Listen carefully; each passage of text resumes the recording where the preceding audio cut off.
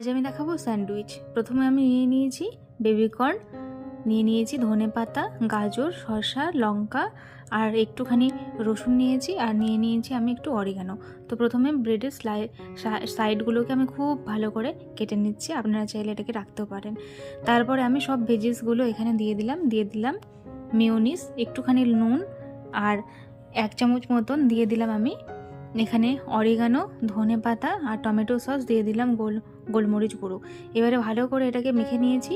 এবারে আমি ব্রেডের ওপরে খুব সুন্দর করে এটাকে দিয়ে দেব। এরপরে আমি দিয়ে দিচ্ছি একটু পেঁয়াজ কুচি ছড়িয়ে। এরপরে আমি এখানে একটা চিজ দিয়ে ব্রেডটাকে আর একটা ব্রেড দিয়ে এখানে চাপা দিয়ে দিলাম। এখানে 1/2 চামচ মতন একটু নিয়ে নিয়েছি বাটার দিয়ে আমি দুটো পাশ ভালো করে সেঁকে নেব, তাহলেই কিন্তু আমাদের রেডি হয়ে যাবে ভেজ স্যান্ডউইচ। বাচ্চাদের টিফিন হোক বা হাজব্যান্ডের অফিস, খুব চটজলদি এটা তৈরি হয়ে যায়। কেমন লাগলো অবশ্যই জানাবেন।